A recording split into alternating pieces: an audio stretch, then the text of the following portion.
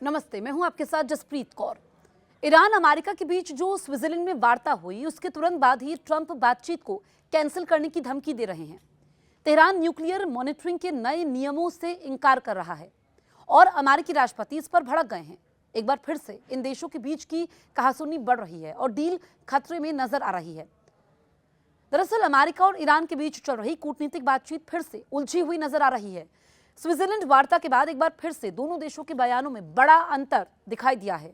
अमेरिकी राष्ट्रपति Donald Trump ने दावा किया है कि ईरान ने अंतर्राष्ट्रीय परमाणु ऊर्जा एजेंसी के निरीक्षकों को अपने परमाणु कार्यक्रम की जांच की अनुमति देने पर सहमति दे दी है। वहीं ईरान ने इस दावे को खारिज करते हुए कहा कि उसने कोई नई निरीक्षण व्यवस्था स्वीकार नहीं की है। पेंसिल्वेनिया में पत्रकारों से बातचीत के समय ट्रंप ने कहा कि ईरान ने परमाणु निरीक्षण को लेकर पूरी तरह सहमति दी है और अमेरिका के पास इसका पूरा रिकॉर्ड मौजूद है। उन्होंने कहा कि अगर ईरान का दावा सही होता तो वो तुरंत वार्ता प्रक्रिया रोक देते। हालांकि ट्रंप ने ये नहीं बताया कि आईएईए निरीक्षक ईरान कब पहुंचेंगे। उन्होंने केवल इतना कहा कि निरीक्षक उचित समय पर जाएंगे और फिलहाल किसी तरह की जल्दबाजी नहीं है। इससे पहले ट्रंप ने अपने सोशल मीडिया प्लेटफॉर्म पर भी कहा था कि ईरान ने लंबे समय तक चलने वाले कड़े परमाणु निरीक्षकों को स्वीकार कर लिया है। ट्रंप ने कहा कि उन्होंने हमें अंदर की बातचीत में यह बात बताई थी, हमारे पास इसका पूरा रिकॉर्ड मौजूद है। अगर ईरान का दावा सही होता तो मैं इसी समय ये वार्ताएं रद्द कर देता। तो जिस तरीके से ट्रंप के लगातार बयान सामने आ रहे हैं उससे अब बात उलझी हुई नजर आती है।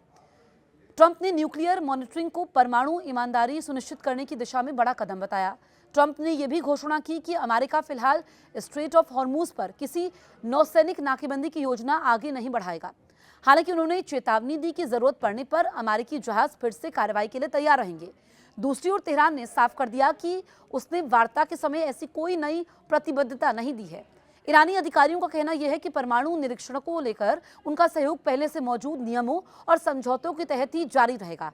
ट्रंप ने बातचीत के समय यह भी दावा किया कि ईरान आज पहले से कहीं अधिक कमजोर स्थिति में है। उनके अनुसार देश गंभीर आर्थिक संकट, महंगाई और आवश्यक वस्तुओं की कमी से जूझ रहा है। ट्रंप ने कहा कि ईरान में खाद्य और दवाओं की समस्या है, महंगाई बहुत ऊंचे स्तर पर पहुंच चुकी है। उनका कहना था कि भविष्य में अगर किसी समझौते के तहत राहत दी जाती है तो उसका फायदा आम ईरानी नागरिकों तक पहुंचेगा। अमेरिकी राष्ट्रपति ने यह भी कहा कि वार्ता सही दिशा में आगे बढ़ रही है। हॉर्मूज से तेल आपूर्ति सामान्य हो रही है। उनके मुताबिक हाल के दिनों में इस मार्ग से रिकॉर्ड स्तर पर तेल का परिवहन हुआ है, जिससे वैश्विक बाजारों में राहत मिली है और तेल की कीमतों में गिरावट देखने को मिली है। फिलहाल अमेरिका और ईरान के बीच स्विट्जरलैंड में बातचीत जारी है। दोनों देशों ने 60 दिनों के भीतर एक स्थायी समझौते की दिशा में काम करने पर सहमति जताई है। हालांकि परमाणु निरीक्षण, प्रतिबंधों में राहत और ईरान के परमाणु कार्यक्रम की सीमाओं जैसे मुद्दों पर अभी भी मतभेद बने हुए हैं। यही कारण है कि वार्ता में प्रगति के दावों के बावजूद अंतिम समझौते का रास्ता अभी आसान नजर नहीं आ रहा है।